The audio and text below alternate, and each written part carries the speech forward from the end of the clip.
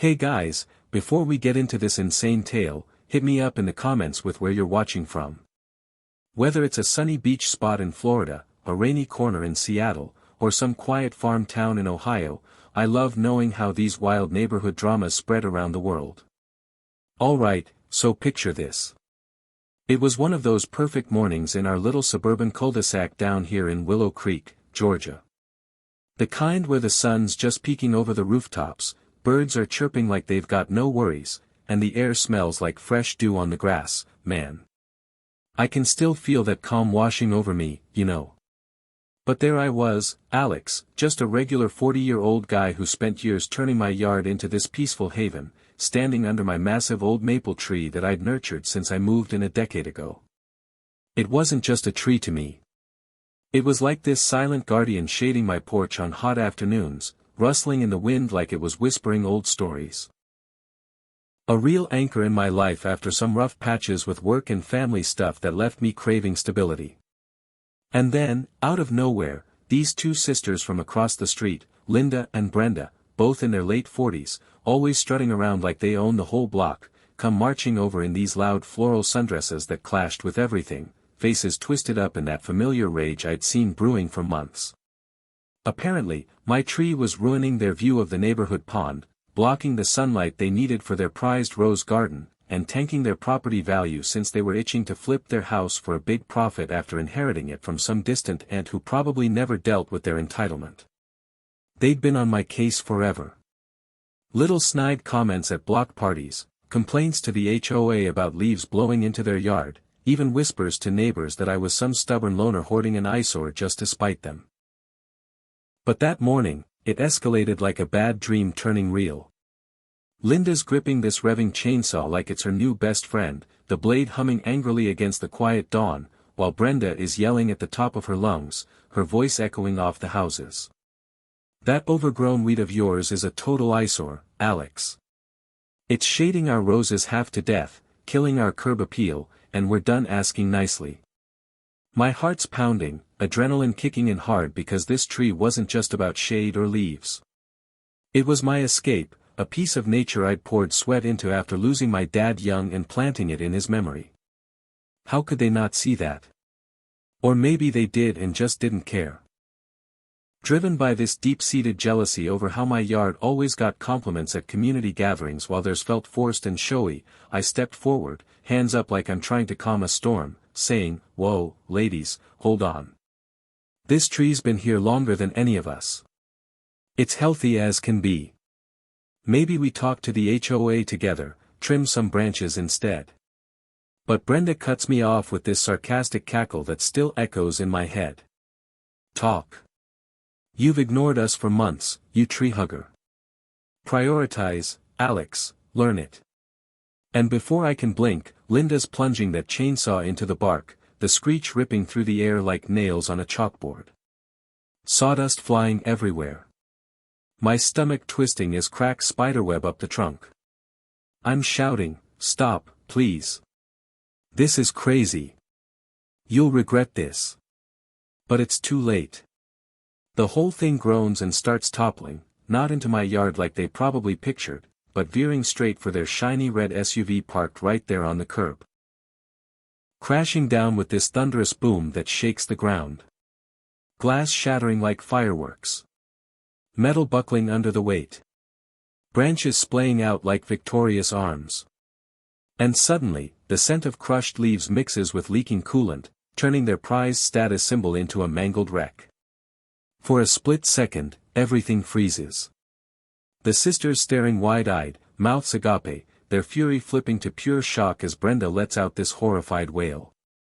"Our car. You did this on purpose." And Linda drops the chainsaw, sputtering, "This isn't over.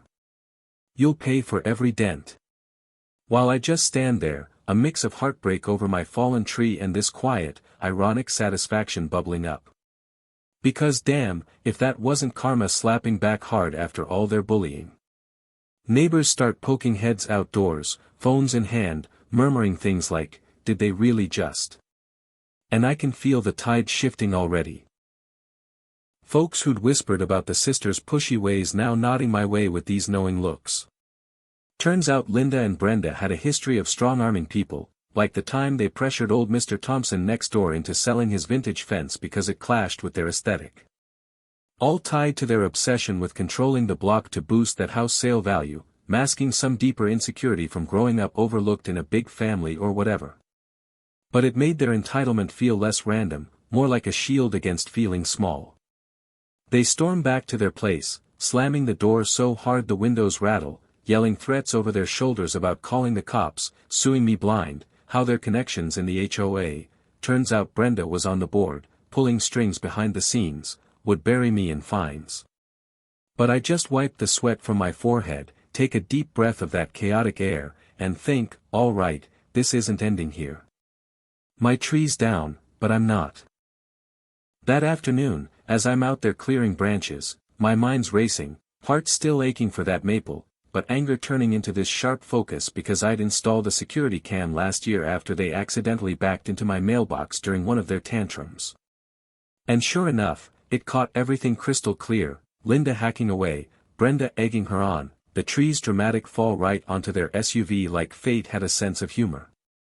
So, I edited it down into this quick clip, slapped on some cheeky captions like, when entitlement meets gravity, and a funky upbeat track to underscore the absurdity, uploaded it to our neighborhood Facebook group and a few local forums. Boom! It explodes overnight.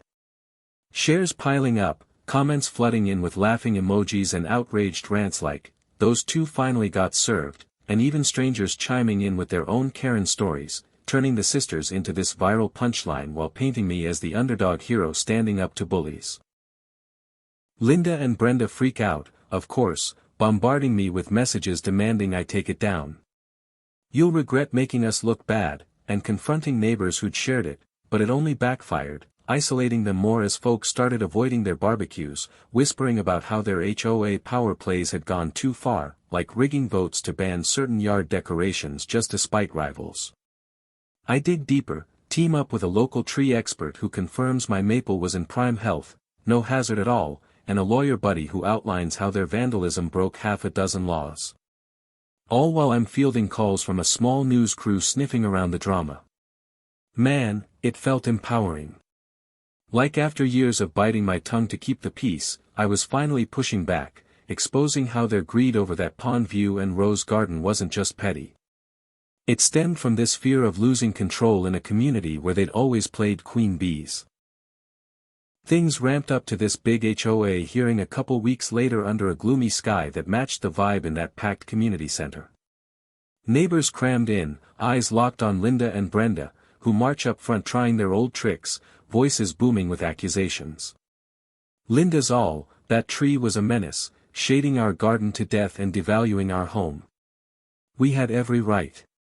While Brenda piles on, he's the aggressor here, wrecking our SUV out of spite, friends.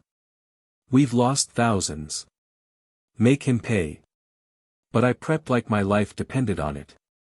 Heart steady despite the butterflies, playing that footage on the projector, the room gasping as the chainsaw bites in, the crash replaying in slow-mo, backed by the expert report and legal docs showing their clear trespass and destruction. My voice cuts through, calm but firm.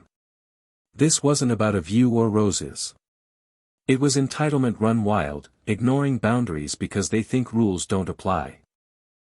Back home, I plant that young sapling where the old one stood, knees in the dirt, feeling this hopeful tug, like, yeah, loss hurts, but growth comes next. Neighbors drop by with coffees and pats on the back, Mrs. Ellis from down the street saying, you showed grace under fire, Alex. Not everyone fights back like that. It sparked all these stories pouring in online, folks sharing their own battles with pushy neighbors or HOA tyrants, making me realize this was bigger than my yard, about reclaiming space in a world full of folks who bulldoze what they can't control. But here's the twist that still nags at me. Rumors started swirling that Linda and Brenda weren't done, talking lawsuits or some petty revenge like poisoning the new tree under cover of night. Their isolation turning desperate makes you wonder, is justice ever final? Or does entitlement just simmer until it boils over again? I mean, part of me pities them, trapped in that cycle of jealousy and control, but damn, it leaves this uneasy chill. What do you think? Have you dealt with neighbors like that where drawing the line feels right, but opens a can of worms? Drop your stories in the comments. Hit that like if karma is your jam.